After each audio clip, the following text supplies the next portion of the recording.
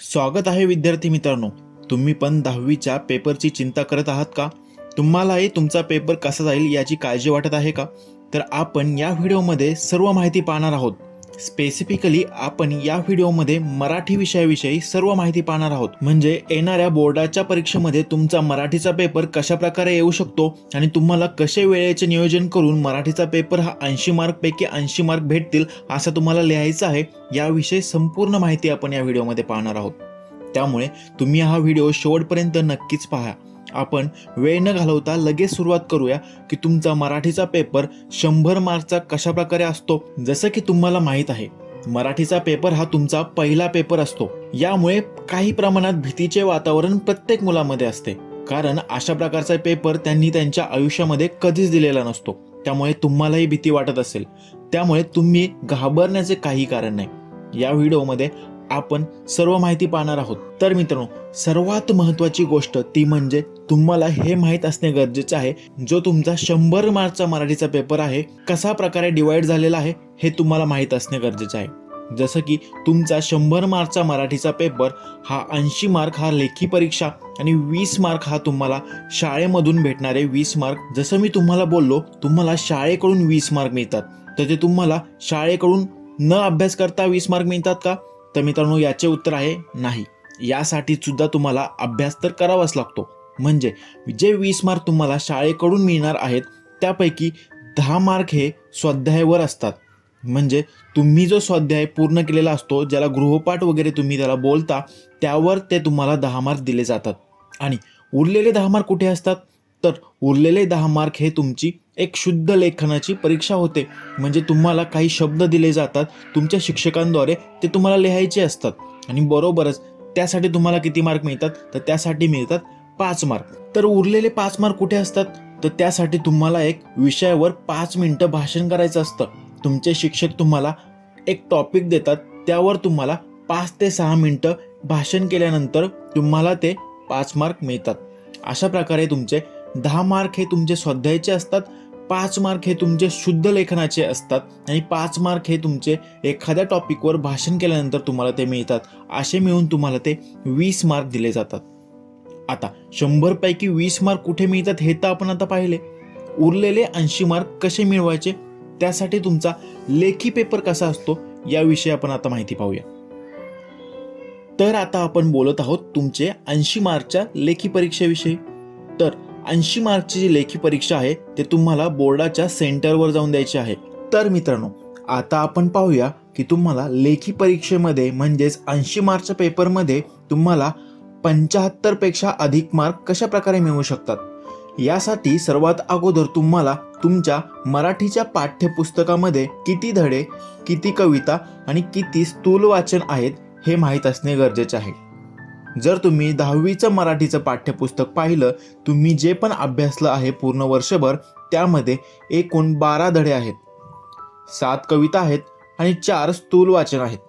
याच 12 धड्यांवर, 7 कवितांवर आणि 4 स्थूल वाचनांवर तुम्हाला 80 मार्कचा पेपर येणार आहे. वर्षभर तुम्ही जो 10वीचा अभ्यासक्रम पूर्ण केलेला आहे मराठी विषयाचा, तो चांगल्या प्रकारे अभ्यासणे गरजेचे आहे. आता आपण वळूया तुमच्या 80 मार्कच्या पेपरकडे. आता पेपरमध्ये 2 गोष्टी खूप महत्त्वाच्या असतात. एक म्हणजे प्रश्नपत्रिका आणि दुसरी म्हणजे उत्तरपत्रिका. तर प्रश्नपत्रिका ह्या तुम्ही खूप वेळा तुमच्या शाळेमध्ये पाहिल्या असतील. स्पेशली 10वीच्या मुलांसाठी सराव घेण्यासाठी प्रश्नपत्रिका बोर्डाच्या प्रश्नपत्रिकेप्रमाणे बनवल्या जातात. तसेच 1-2 वेळा तुमचा 10वीचा मुलांचा सराव घेण्यासाठी उत्तरपत्रिका सुद्धा बोर्डाच्या उत्तरपत्रिकेप्रमाणे असतात. जसं की तुम्हाला माहीत आहे, त्यावर तुम्हाला तुमचा उत्तरपत्रिकेवर तुमचा आसन क्रमांक टाकणे गरजेचे असते. तसेच बारकोड लावणे गरजेचे असते. नाव, आसन क्रमांक या गोष्टी टाकणे खूप गरजेचे असते आणि खूप लक्ष देऊन त्या गोष्टी पूर्ण करा. म्हणजे तुम्हाला पेपर सुरू होण्या अगोदरचे, म्हणजे तुमचा पेपर 3 तासाचा असेल त्याच्या अगोदरचे 15 मिनिट वगैरे तुम्हाला या गोष्टी लिहिण्यासाठी असतील. त्या तुम्हाला 15 मिनिटामध्ये तुम्हाला तुमचा नाव, तुमचा आसन क्रमांक या सर्व गोष्टी पहिल्या पेजवर भरून घ्यायच्या आहेत. ही तुमची उत्तरपत्रिका असेल. आता प्रश्नपत्रिका तुम्हाला माहीत असणे खूप गरजेचे आहे. आता आपण पाहूया की तुमच्या प्रश्नपत्रिकेमध्ये काय असेल. जर तुम्हाला तुमचा 10वीचा बोर्डचा पेपर वेळेत संपवायचा असेल तर तुम्हाला वेळेचे मॅनेजमेंट करणे खूप गरजेचे आहे. म्हणजे तुम्हाला किती वेळेमध्ये कोणता प्रश्न सोडवायला हवा ही गोष्ट माहीत पाहिजे. जसं की तुम्हाला माहीत असेल, तुमच्या मराठीच्या पेपरमध्ये एकूण 5 मुख्य प्रश्न असतात. प्रत्येक मुख्य प्रश्नाला त्याचे वेगवेगळे गुण असतात.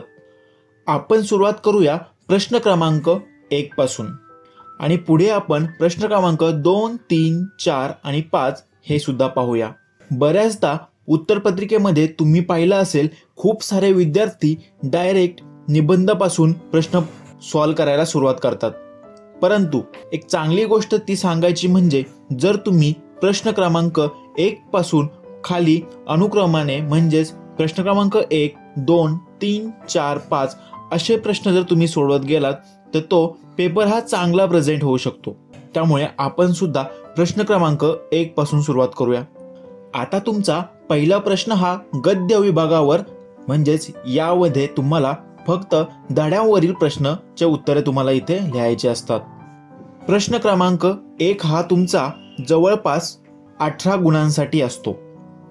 आता प्रश्न क्रमांक 1 मध्ये सुद्धा तुम्हाला 3 उपप्रश्न दिसतात, अ, आ, ई. आता त्यामधील अ हा प्रश्न तुमच्या धड्यांवर आधारित असतो. म्हणजे गद्य विभागामध्ये जे पण तुम्हाला धडे असतात त्यावरील तुमचा हा प्रश्न असतो. यामध्ये तुम्हाला एक उतारा मिळतो तुमच्या पुस्तकांमधील. त्या उताराचे प्रश्न तुम्हाला खाली लिहायचे असतात. तुमच्या सर्व प्रश्नांचे उत्तरे हे त्या उतार्यामध्येच दिलेले असतात. हा प्रश्न क्रमांक 1 मधील अ हा प्रश्न होता. आता प्रश्न क्रमांक 1 मधील आ हा प्रश्न हा तुमचा सुद्धा उतार्यावरच असेल. तो सुद्धा तुमच्या धड्यांमधील एखादा उतारा असेल आणि त्यामधील उत्तरं सुद्धा तुम्हाला त्या उतार्यामध्येच शोधायची असतात. अशा प्रकारे तुम्ही प्रश्न क्रमांक 1 मधील अ आणि आ हा प्रश्न सोडवू शकता. प्रश्न क्रमांक अ आणि आ हा प्रत्येकी 7-7 गुणांसाठी तुम्हाला असतो आणि प्रश्न क्रमांक ई हा तुमच्यासाठी 4 गुणांसाठी असतो. आता हा तुमचा प्रश्न क्रमांक ई हा तुमचा अपठित गद्य विभागावर असतो. म्हणजे हा जो तुमचा उतारा असतो तो तुमच्या पुस्तकाबाहेरील असतो. त्यामुळे याचे सुद्धा उत्तर तुम्हाला या उतार्यावर जे प्रश्न विचारले असतील याचे सुद्धा उत्तर तुम्हाला याच उतार्यामध्ये मिळतील. परंतु हा उतारा हा तुम्हाला फर्स्ट टाइम तुम्ही पाहिलेला असेल, कारण हा उतारा तुमच्या पुस्तकाबाहेरील आहे. आता खूप सारे विद्यार्थी काय करतात, जशी त्यांना प्रश्नपत्रिका मिळते आणि ते प्रश्न क्रमांक 1 ची सुरुवात करतात, आता त्यामध्ये ते उतारे वाचवायला सुरुवात करतात. म्हणजे विद्यार्थी उतारा वाचायला सुरुवात करतात. पूर्ण उतारा वाचल्यानंतर ते त्याचे प्रश्न पाहतात आणि मग उत्तर शोधतात. परंतु इथे एक महत्त्वाची गोष्ट ती करायची आहे, ती म्हणजे तुम्हाला सर्वात अगोदर तुमचे प्रश्न वाचायचे आहेत. जे काही तुमचे 3 ते 4 प्रश्न तुम्हाला त्या उतार्यावर दिले असतील ते अगोदर वाचायचे आहेत आणि त्यानंतर तुम्हाला तुमचा उतारा वाचायला सुरुवात करायची आहे. त्यामुळे तुमची वेळेची बचत होते. अगोदरच तुम्हाला प्रश्न माहीत आहेत आणि तुम्ही उतारा वाचताना तुम्हाला ते क्लिक होतात आणि त्याचे उत्तरं तुम्हाला लगेच मिळतात. त्यामुळे तुम्ही अगोदर प्रश्न वाचा आणि त्यानंतर त्याचे उत्तरे उतार्यामध्ये शोधा. उतारा वाचतानाच तुम्हाला त्याचे उत्तरे सापडतील. अशा प्रकारे तुम्ही प्रश्न क्रमांक 1 हा सोडवू शकता. पूर्ण प्रश्न क्रमांक 1 सोडवल्यानंतर तुम्हाला इथे 18 मार्क मिळतात. आता आपण वळूया तुमच्या प्रश्न क्रमांक 2 कडे, जो की तुमचा पद्य विभागावर म्हणजेच कवितांवर अवलंबून असतो. या प्रश्न क्रमांक 2 साठी तुम्हाला 16 गुण असतात आणि यामध्ये सुद्धा तुम्हाला 3 उपप्रश्न असतात, अ, आ, ई. तर अ मध्ये तुम्हाला एक कविता येते. म्हणजे तुमच्या पाठामध्ये जेवढ्या पण कविता दिलेल्या असतात, तुमच्या पुस्तकामध्ये जेवढ्या पण कविता दिल्या असतात त्यापैकी एक कविता तुम्हाला इथे पाहायला मिळेल आणि त्याचेच उत्तरं तुम्हाला तिथे लिहायचे असतात. त्या कविताच्या प्रश्नाच्या खाली तुम्हाला त्याचे प्रश्न दिसतील आणि त्याचे उत्तरं तुम्हाला कवितेमध्ये शोधून लिहायचे आहेत. जर तुम्ही तुमच्या वर्गामध्ये तुमच्या क्लासमध्ये जर तुम्ही लक्ष दिले असेल तर याचे उत्तरे तुम्हाला लगेच मिळतात. सेम प्रश्न क्रमांक आ असतो, जो की दुसरा प्रश्न असतो. हा प्रश्न सुद्धा तुम्ही तुमच्या पुस्तकामधील कवितांवर आधारित असतो. याचे सुद्धा उत्तरे तुम्हाला खूप सोप्या पद्धतीने सोडवता येतात. तर प्रश्न क्रमांक अ हा तुमचा 8 गुणांसाठी असतो आणि प्रश्न क्रमांक आ हा तुमचा 4 गुणांसाठी असतो, जो की तुमच्या पुस्तकांमधील कवितांवर आधारित असतो. त्यामुळे हे 12 मार्क तुम्हाला इथे इझिली मिळू शकतात. आता पुढील जो प्रश्न असतो तो असतो रसग्रहण, जो की ई असतो. म्हणजे प्रश्न क्रमांक 2 मधील ई हा प्रश्न रसग्रहणवर असतो. आता खूप साऱ्या विद्यार्थ्यांना हा प्रश्न सोडवणे थोडंसं कठीण जातं. तर मित्रांनो, रसग्रहण हा प्रश्न तुमच्यासाठी 4 मार्कचा असतो. ह्या रसग्रहण प्रश्नावर तुम्हाला 4 मार्क मिळवणे खूप सोपं असतं. यामध्ये 3 पॉईंट तुम्हाला एक्सप्लेन करायचे असतात. पहिला पॉईंटमध्ये असे सौंदर्य, त्यामध्ये तुम्हाला कवितेची प्रस्तावना, कवितेचं नाव, कवीचे नाव, कवितेविषयी थोडीशी माहिती लिहिणे गरजेचे असते. त्यानंतर तुम्हाला दुसरा पॉईंट लिहायचा असतो काव्य सौंदर्य, ज्यामध्ये तुम्हाला ज्या पण कवितेच्या ओळी दिलेल्या आहेत त्याचं स्पष्टीकरण तुम्हाला द्यायचं आहे. त्यानंतर भाषिक वैशिष्ट्य तुम्हाला लिहायचं आहे तिसऱ्या पॉईंटमध्ये. त्यामध्ये तुम्हाला जे पण व्याकरणाविषयी पॉईंट त्या कवितेमध्ये दिलेले आहेत, कवितेच्या ओळीमध्ये दिलेले आहेत, ते तुम्हाला तिथे लिहायचे आहेत. जसं की अलंकार, यामध्ये तुम्ही यमक अलंकार वगैरे याविषयी माहिती लिहावी लागते. त्यानंतर वृत्त आहे का नाही हे तुम्हाला लिहायचं आहे. त्यानंतर कोणकोणत्या व्याकरणाचे प्रकार त्यामध्ये आलेले आहेत त्याविषयी थोडीशी माहिती लिहायची आहे. अशा प्रकारे लिहून तुम्ही रसग्रहणमध्ये 4 पैकी 4 मार्क मिळवू शकतात. तर अशा प्रकारे तुम्ही प्रश्न क्रमांक 2 हा 16 मार्कचा प्रश्न तुम्ही पूर्णपणे सॉल्व्ह करून 16 पैकी 16 मार्क इथे घेऊ शकतात. तर विद्यार्थी मित्रांनो, आता आपण वळूया प्रश्न क्रमांक 3 कडे. तर प्रश्न क्रमांक 3 हा तुम्हाला पूर्णपणे 6 मार्कसाठी असतो.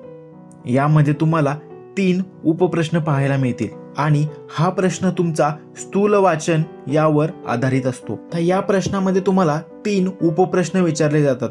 तर त्यामधील पहिला जो प्रश्न असतो तो तुमचं स्वमत व्यक्त करायचं असतं. म्हणजे तुम्हाला त्या धड्याविषयी काय वाटतं हे तुम्हाला व्यक्त करायचं आहे. नेहमी तुम्ही या प्रश्नाचं उत्तर पॉझिटिव्ह आणि निगेटिव्ह या दोन्ही प्रकारे लिहू शकतात. परंतु तुम्हाला एक सजेशन आहे की तुम्ही जेव्हाही स्वमत व्यक्त कराल त्यावेळेस ते नेहमी पॉझिटिव्ह शब्दामध्येच व्यक्त करा, जेणेकरून तुम्हाला तिथे खूप चांगले मार्क मिळू शकतात. आणि त्यानंतर तुम्हाला या प्रश्न क्रमांक 3 मध्ये दुसरा आणि तिसरा प्रश्न हा स्थूल वाचनावरील धड्यावर आधारित असतो. आता स्थूल वाचनावर तुम्हाला 4 धडे आहेत हे तुम्हाला माहीत आहे. 4 मधील तुम्हाला तिथे 4 धड्यांवरील जे खाली प्रश्न दिलेले असतील त्यावरील तुम्हाला 2 प्रश्न तुम्हाला इथे उपप्रश्न क्रमांक 2 आणि 3 मध्ये तुम्हाला इथे विचारले जातील. त्याचे उत्तर तुम्हाला लिहिण्यासाठी तुम्हाला स्थूल वाचनचे जे 4 धडे आहेत त्याचे प्रश्नांची उत्तरे हे पाठ करणे गरजेचे आहे. त्याच्यामुळे तुम्हाला फक्त 4च स्थूल वाचनाचे धडे आहेत, तर त्याचे उत्तर तुम्हाला पाठ करणे गरजेचे आहे. आणि हे जर तुम्ही केले तर तुम्हाला स्थूल वाचन या प्रश्नामध्ये म्हणजेच प्रश्न क्रमांक 3 मध्ये तुम्हाला पैकीच्या पैकी 6 मार्क मिळू शकतात. तर विद्यार्थी मित्रांनो, आता आपण वळूया प्रश्न क्रमांक 4, जो तुमचा भाषा अभ्यास म्हणजेच व्याकरणावर आधारित आहे. तर यामध्ये तुम्हाला ठराविक प्रकारचं ग्रामर इथे म्हणजे व्याकरण तुम्हाला इथे विचारलं जातं. तेच व्याकरण तुम्हाला करणे गरजेचे आहे. जर तुम्ही ते ठराविक व्याकरण जर तुम्ही केलं तर तुम्हाला सुद्धा या व्याकरणच्या जो प्रश्नामध्ये म्हणजे प्रश्न क्रमांक 4 मध्ये पैकीच्या पैकी मार्क मिळू शकतात. जर तुम्ही प्रश्न क्रमांक 4 पाहिला तर तो तुम्हाला 16 मार्कसाठी विचारला जातो. खूप चांगल्या प्रकारचं वेटेज इथं आहे आणि खूप कमी अभ्यास करून तुम्हाला खूप चांगले इथे मार्क मिळू शकतात. आता या प्रश्न क्रमांकामध्ये तुम्हाला कोणकोणते प्रश्न विचारले जाऊ शकतात व्याकरणावरील ते आपण पाहूया. तर या प्रश्नामध्ये तुम्हाला समास विचारला जातो, त्यानंतर शब्दसिद्धी विचारली जाते, त्यानंतर तुम्हाला वाक्यप्रचार विचारले जातात, त्यानंतर शब्द संपत्ती या विषयावर तुम्हाला एक प्रश्न असतो, त्यानंतर समानार्थी शब्द तुम्हाला इथे विचारले जातात, एक वचन अनेक वचन याविषयी तुम्हाला इथे विचारलं जातं, त्यानंतर लेखन नियमांनुसार लेखन करणे यावर सुद्धा प्रश्न विचारले जातात, अचूक शब्द ओळखा, त्यानंतर विरामचिन्हे, पारिभाषिक शब्द, अशा प्रकारे तुम्हाला व्याकरणावरील प्रश्न विचारले जातात. हेच टॉपिक जर तुम्ही करून गेलात यामध्ये सुद्धा तुम्हाला 16 पैकी 16 मार्क मिळू शकतात. पहिले 5 प्रश्न सोडवण्यासाठी कसल्याही प्रकारची अडचण येणार नाही आणि तुम्ही खूप चांगले मार्क यामध्ये घेऊ शकता. तर आता आपण वळूया तुमचा शेवटचा प्रश्न, तो म्हणजे प्रश्न क्रमांक 5, जो आहे तुमचा उपयोजित लेखन. हा जो प्रश्न आहे तुम्हाला सर्वात अधिक मार्क्ससाठी विचारला जातो, तो म्हणजे 24 मार्क्ससाठी. आता ह्या 24 मार्कमध्ये तुम्हाला कोणकोणत्या गोष्टी लिहिणे गरजेचे आहेत ते आपण आता एक एक करून पाहूया. जर तुम्ही पाहिले, प्रश्न क्रमांक 5 हा तुमचा 3 उपप्रश्नांमध्ये विभागलेला आहे. पहिलं तो म्हणजे पत्रलेखन, सारांश लेखन. तर यामध्ये काही विद्यार्थ्यांना पत्रलेखन सोपं जातं तर काही विद्यार्थ्यांना सारांश लेखन सोपं जातं. परंतु एक गोष्ट इथे नक्की आहे, जर तुम्ही पत्रलेखन लिहिण्याचा प्रयत्न केला तर तुम्हाला खूप चांगल्या प्रकारे मार्क मिळू शकतात. सारांश लेखनमध्ये तुम्हाला एक पॅसेज दिलेला असतो, एक उतारा दिलेला असतो, त्यातला 1/3 तुम्हाला तिथे लिहायचा असतो. त्यामध्ये जर काही चुका झाल्या तर बऱ्यापैकी मार्क तुमचे इथे जाऊ शकतात. परंतु पत्रलेखनमध्ये जर तुम्ही पत्रलेखनाच्या नियमांचं पालन केलं तर तुम्हाला तिथे बऱ्यापैकी पैकीच्या पैकी सुद्धा मार्क यामध्ये मिळू शकतात. पत्रलेखनचे नियम काय असतात त्यावर सुद्धा आपण व्हिडिओ बनवणार आहोत. जर तुम्हाला त्याविषयी माहिती हवी असेल तर खाली कमेंटमध्ये नक्की सांगा, त्यावर सुद्धा आपण व्हिडिओ बनवू. परंतु पत्रलेखन जर तुम्ही केलं आणि बरोबर केलं जर पत्रलेखनच्या नियमानुसार तर तुम्हाला खूप चांगले मार्क इथे मिळू शकतात. तर प्रश्न क्रमांक 5 मध्ये तुम्ही पत्रलेखन करू शकता आणि सारांश लेखन सुद्धा करू शकतात जर तुम्हाला ते खूप चांगल्या प्रकारे येतं. त्यानंतर प्रश्न क्रमांक 5 मध्ये तुम्हाला जाहिरात लेखन, त्यानंतर बातमी लेखन, कथा लेखन या गोष्टी तुम्हाला तिथे येतात. त्यापैकी एक गोष्ट जर तुम्हाला लिहायची असेल तर ती तुम्ही जाहिरात लेखन सुद्धा लिहू शकता. जाहिरात लिहित असताना तुम्हाला खूप चांगल्या भाषेचा उपयोग करणे गरजेचे असते. अलंकारिक भाषा तिथे वापरा, वैशिष्ट्य लिहा, पत्ता लिहा, एखादं चित्र काढा आणि तुमची जी जाहिरात आहे ती कशी आकर्षक वाटेल या पद्धतीने तुम्ही ती जाहिरात लिहायची आहे, जेणेकरून तुम्हाला खूप चांगली मार्क मिळतील. बातमी लेखन जर लिहिणार असाल तर तुम्ही चांगली हेडिंग द्या, नंतर ठिकाण द्या, दिनांक टाका आणि जवळपास 3 ते 4 पॅसेज तुम्ही बातमी लेखनमध्ये टाका. ज्या विषयीची बातमी तुम्ही लिहित असाल त्याच दिवशीची डेट तुम्ही तिथे लिहा. जर तुम्हाला तिथे एखादा पॉईंट दिला असेल, म्हणजे जर तुम्हाला ते विषय दिला असेल 15 ऑगस्टचा तर 15 ऑगस्टचीच डेट तुम्ही तिथे टाका. ज्या दिवशी तुम्ही पेपर लिहित आहात त्या दिवशीची डेट तिथे टाकू नका. जो विषय आहे त्याच दिवशीची तुम्ही तिथे डेट टाकणे गरजेचे असते. जर कथालेखन तुम्ही करत असाल तर तुम्हाला तिथे पॉईंट दिले असतील आणि त्याचा उपयोग करून तुम्हाला कथा लिहायची आहे. बऱ्यापैकी विद्यार्थी कथालेखन सुद्धा खूप चांगल्या प्रकारे करतात. तर तुम्हाला मध्ये कोणतेही एक तुम्ही तिथे लिहू शकता आणि खूप चांगले मार्क मिळवू शकता. प्रश्न क्रमांक 5 मध्ये तुम्हाला निबंध लेखन असतं. तर तुम्हाला तिथे निबंध लेखनासाठी पॉईंट्स सुद्धा प्रोव्हाइड केले जातात सध्या. जर तुम्हाला तिथे निबंधाचा फक्त विषय दिला असेल तर पॉईंट्स तुम्ही बनवा 1 मिनिटामध्ये आणि खूप चांगल्या प्रकारचा निबंध तुम्ही 1.5 ते 2 पेज लिहिणे गरजेचे असते, तरच तुम्हाला 8 मार्क तिथे मिळतील. प्रसंग लेखन हा सुद्धा तुम्हाला तिथे 1 पॉईंट दिलेला असतो. जर तुम्हाला निबंध लिहायचा नसेल तर तुम्ही प्रसंग लेखन सुद्धा लिहू शकता, ते सुद्धा तुम्हाला 8 मार्क्ससाठी मिळतं. जर त्याचे पण जर तुम्हाला पॉईंट दिले असेल तर त्या पॉईंटचा उपयोग करून तुम्ही सुद्धा प्रसंग लेखन लिहू शकता. अशा प्रकारे तुम्ही तुमचा प्रश्न क्रमांक 1, 2, 3, 4, 5 हे पूर्णपणे लिहू शकता. आता खूप साऱ्या विद्यार्थ्यांचा असा प्रश्न असतो की 3 तासामध्ये तुमचा पेपर पूर्ण होतो का? मराठीचा पेपर हा खूप लिहिण्याचा विषय आहे, तर तुम्हाला तो पूर्ण करण्यासाठी वेळ जातो.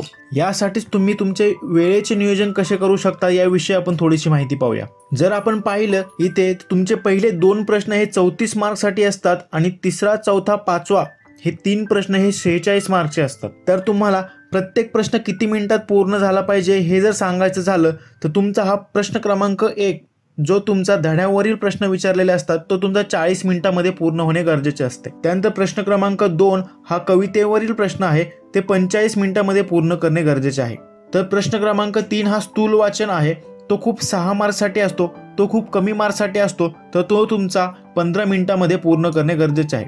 त्यानंतर प्रश्न क्रमांक 4 हा तुमचा व्याकरणावर आहे आणि तो तुम्ही 20 मिनिटात पूर्ण करणे गरजेचे आहे. प्रश्न क्रमांक 5 हा सर्वात जास्त मार्क्ससाठी असतो प्रश्न क्रमांक 5 हा सर्वात जास्त मार्क्ससाठी आहे तुमच्यासाठी, म्हणजे जवळपास 24 मार्क यासाठी तुम्हाला मिळतात, तर तो तुम्हाला 50 मिनिटांमध्ये पूर्ण करायचा आहे. हे मिनिट दिले आहे म्हणजे त्याच मिनिटांमध्ये पूर्ण झालं पाहिजे असं नाही. जर तुम्ही जेवढ्या लवकर पूर्ण करणार तेवढे चांगले आहे, कारण तुम्हाला 10 ते 15 मिनिटं जर पेपर लवकर पूर्ण करणार असाल तर तुम्हाला 15 मिनिटं हे पेपर रिचेकिंगसाठी मिळतात. तुम्ही कशा प्रकारे पेपर लिहिला आहे हे पाहणे सुद्धा खूप गरजेचे असते. त्यामुळे तुमचा जर पेपर 5 ते 10 मिनिट लवकर होत असेल तर तुम्ही तुमचा पेपर पुन्हा चेक करा, काय चुकीचं असेल तर ते करेक्ट करा. अशा प्रकारे तुम्ही मराठीमध्ये जवळपास 75 ते 80च्या मध्ये तुम्ही मार्क मिळवू शकता. जर मित्रांनो तुम्ही सुद्धा या सर्व गोष्टींचा फॉलो केला तर तुम्हाला सुद्धा खूप चांगले मार्क मिळतील। तर मित्रांनो आपण अशा प्रकारे पूर्णपणे माहिती पाहिलेली आहे की तुमचा 10वीचा मराठीचा पेपर कशा प्रकारे येतो, तुम्हाला त्याचं कसं लिखाण करायचं आहे आणि कसे खूप चांगले मार्क मिळवू शकतात याविषयीची सर्व माहिती आपण या व्हिडिओमध्ये पाहिलेली आहे। तुम्हाला हा व्हिडिओ कसा वाटला खाली कमेंटमध्ये नक्कीच सांगा। बरोबर तुम्हाला कोणत्या टॉपिकवर अजून व्हिडिओ हवे आहेत ते सुद्धा खाली तुम्ही कमेंटमध्ये सांगा आणि तुमचा अभ्यास किती टक्के आतापर्यंत पूर्ण झाला आहे हे सुद्धा सांगा। बरोबर चॅनल सबस्क्राइब करा, बेल आयकॉन प्रेस करा। आपण भेटूया अशाच पुढील व्हिडिओमध्ये।